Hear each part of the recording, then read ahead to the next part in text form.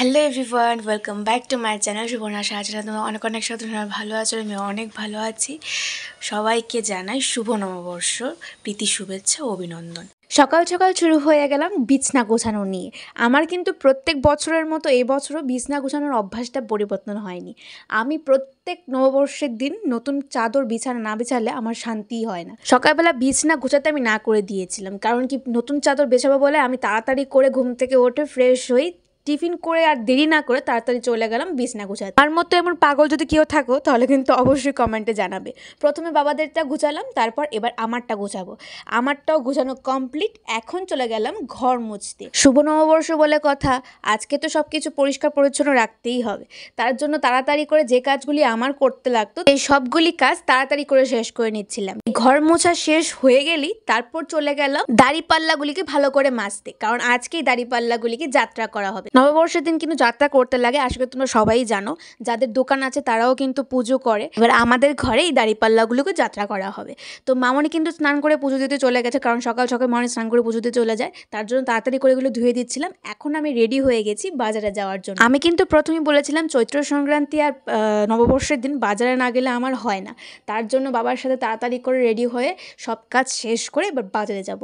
আজকে আবার আমরা কিন্তু নিরামিষ খাবো। সবার কথাটা শুনে একটু খটকা লাগলো, তাই না? খটকা লাগাটা তো স্বাভাবিক, কারণ নববর্ষের দিন তো সবাই জমিয়ে মাছ মাংস দিয়ে কবজি ডুবিয়ে খায়।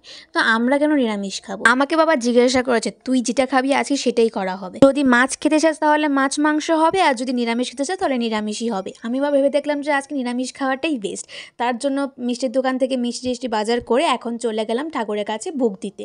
বাবা প্রত্যেক বছরই ঠাকুরের কাছে ভোগ দেয় আর আমাকে নিয়েই যায়, কারণ আমি প্রত্যেক নববর্ষের দিন বাবার সাথে বাজার করতে আসি। তো এই বছর সেটার অন্যথা হয়নি। আর আজকেতে যেহেতু বাসন্তী পুজো, তার জন্যই মেনলি নিরামিষটা খাওয়া। বাড়িতে এসে দেখি মামনি পুজোর আয়োজন করছিল, আর আমি এখানে আলু টমেটো তারপর ময়দার ডো বানাচ্ছিলাম, কারণ আমি আজকে পরোটা আর তরকারি রান্না করব। সব আয়োজন একদম কমপ্লিট হয়ে গেছে, এখন শুধু রান্না করার পালা। এখানে বাবা আমার সাথে হেল্প করতে চলে এসেছে, পরোটাগুলি ভেজে দিচ্ছিল আর আমি এখানে তরকারিটা করছিলাম। আর তরকারিটা কিন্তু অনেক টেস্ট হয়েছিল, যেটা বলার বাইরে। এখানে ছোট ছোট মহারাজ আর মহারানী চলে এসে প্রসাদ খেতে, আমি আবার স্নান করে চলে গেলাম ঠাকুরকে নমস্কার করতে। তো নমস্কার শেষ করে এখন যাব খেতে। তো এই হচ্ছে আমার বানানোর তরকারি। তোমরা কিন্তু কমেন্ট বক্সে জানাবে কেমন হয়েছে। প্রথমে ফল দিয়ে দিল, তারপর পরোটা আর তরকারি খেলাম। তারপর আমার বান্ধবী আবার ফোন করলো নববর্ষের উইশ করতে। তো ওর সাথে কিছুক্ষণ গল্প টল্প করলাম, আবার ওকেও দেখালাম যে আমি কি রান্না করেছি। ও বললো দেখি কী রান্না করেছিস। তো ওকেও দেখালাম, ও বললো ভালো হয়েছে। তো এবার মামনিকে একটু রান্নার কাজে হেল্প করছিলাম। আজকে এখানে পনিরের কালিয়া করা হয়েছে, বুটের ডাল রান্না করা হয়েছে, বেগুনি কুমুরি করা হয়েছে, আর এই হচ্ছে দারুণভাবে ডেকোরেশন করে মামনি আমাকে খেতে দিয়েছে। আর আমার সাথে কিন্তু আমার তরকারিটাও নিয়েছি, কারণ তরকারিটা কিন্তু অনেক টেস্ট হয়েছিল। চলো এবার দেরি না করে খাওয়া দাওয়া শেষ করে এবার প্রণাম করতে যাওয়া যাক। মামনিকে প্রথমে প্রণাম করলাম, তারপর চলে গেলাম বাবার কাছে। এবার ক্যামেরার পেছনে যে ছিল তাকেও একটু দেখানো উচিত, বৌমনি আমার ক্যামেরাটা করে দিচ্ছিল। তো এবার চলে গেলাম যে আমাদের ঘরে, দই মিষ্টি ফল তারপর ঠান্ডা খেয়ে পেট ভরে চলে গেলাম বৌদির বাড়িতে। এবার বৌদির বাড়িতে গিয়েও নমস্কার করে, তারপর আমাকে না পেরে ঠান্ডা দিল, সেটা খেয়ে তারপর চলে গেলাম আমাদের শীতলা মন্দিরে। তো ওইখানে গিয়ে প্রণাম টনাম করলাম, অ্যান্ড লাস্টে গেলাম বৌমনি ওদের বাড়িতে। আর ওদের বাড়িতে গিয়েও ফল দিল, তারপর আমি না পেরে 2টা ফল চয়েস করলাম, না হলে আমার পেট একদম ফিটিয়ে যেত। তারপর আন্টি আঙ্কেল ওরা এসেছিলো, ওদের সাথে কিছুক্ষণ গল্প করলাম।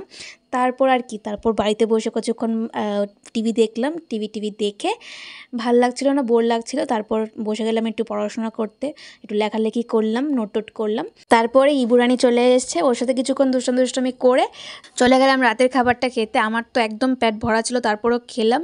আর লাস্ট ফিনিশিং একটু স্প্রাইট খেতে যাতে খাবারটা হজম হয়ে যায়। তো চলো আজকে এই ব্লগটা এখানেই শেষ করছি। দেখা হবে তোমাদের সাথে আরেকটা ব্লগে। তোমার সাথে ভালো থাকবে, সুস্থ থাকবে, টাটা।